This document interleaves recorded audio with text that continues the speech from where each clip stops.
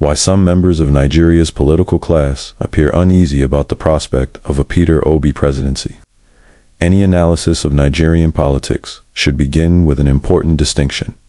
Not all politicians oppose Peter Obi, and not everyone who criticizes him is acting out of fear. Politics naturally involves competition, ideological differences, and strategic calculations. However, there is a widespread perception among many Nigerians that significant segments of the political establishment appear uncomfortable with the possibility of a Peter Obi presidency. Understanding this perception requires examining the incentives, structures, and realities of Nigerian politics. The threat to the established political order. One of the most common explanations is that Peter Obi's political appeal challenges many of the assumptions upon which Nigeria's traditional political system has operated for decades.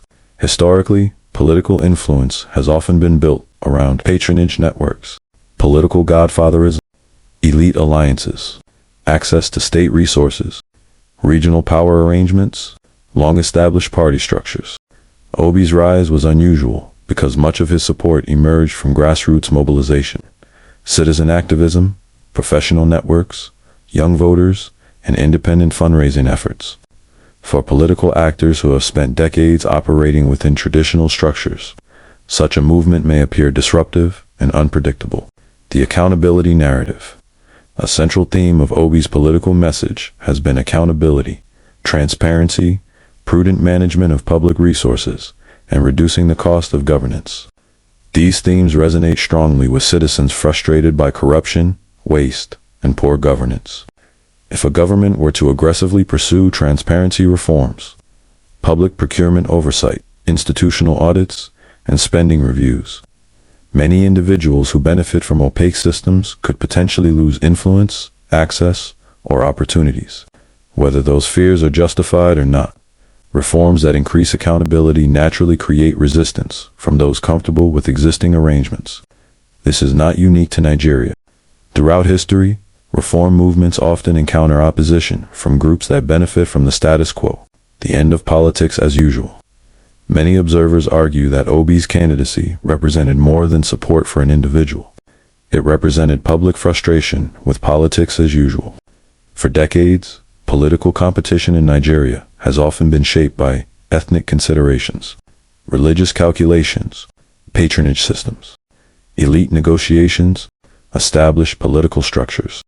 The Obi movement shifted much of the public conversation toward governance, competence, fiscal discipline, corruption, economic productivity, institutional reform. Such a shift could fundamentally alter how future elections are contested and won. For politicians accustomed to traditional methods of political mobilization, this represents a significant challenge. The youth factor. One of the most significant aspects of Obi's political appeal has been his popularity among younger Nigerians. Nigeria's youth population represents a massive electoral and social force. Historically, many young Nigerians participated less actively in electoral politics than their demographic numbers would suggest. The Obi movement helped energize large numbers of first-time voters, professionals, students, and members of the diaspora. A politically engaged and informed electorate tends to demand greater transparency, better performance, more accountability, clear policy proposals.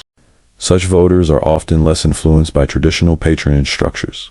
For established political interests, this can represent a major shift in the political landscape. The fear of institutional reform. Perhaps the greatest concern among some members of the political class may not be Peter Obi himself, but the possibility of institutional reforms. Reforms frequently discussed by his supporters include reducing the costs of governance, strengthening anti-corruption institutions, improving procurement transparency, reforming public spending, strengthening the rule of law, enhancing public sector accountability. These reforms could potentially reduce the discretionary powers and privileges that many political actors have enjoyed over time. Institutional reform often creates winners and losers. Those who benefit from existing arrangements are naturally more likely to resist change. The counter-argument, a balanced analysis, must also acknowledge that skepticism about a Peter Obi presidency is not necessarily evidence of fear.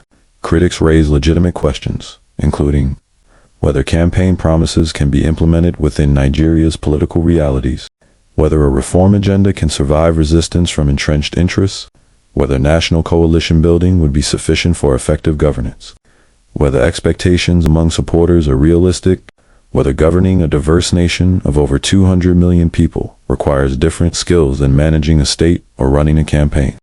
These are reasonable questions that any serious presidential candidate should be expected to answer. Political disagreement does not automatically imply political fear. Why the resistance appears stronger than usual.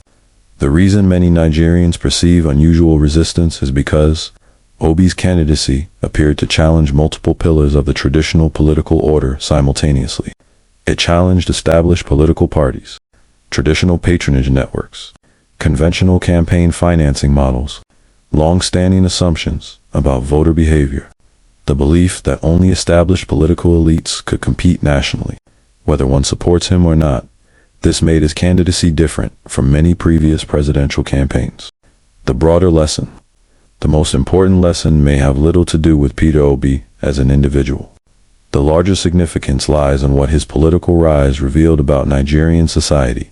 It revealed growing dissatisfaction with the status quo, demand for greater accountability, increased political participation by young people, desire for issue-based politics, frustration with corruption and poor governance.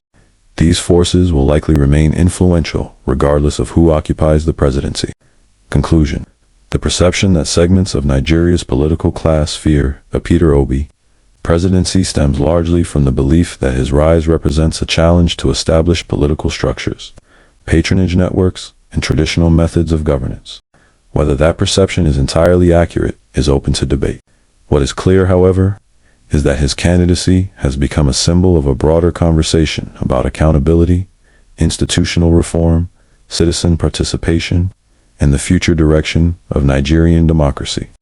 Ultimately, the question is not whether politicians are afraid of Peter Obi. The more important question is whether Nigeria's political system is prepared for a future in which citizens increasingly demand competence, transparency, measurable results, and governance that serves the public interest above political interests. That question will remain relevant regardless of who wins future elections.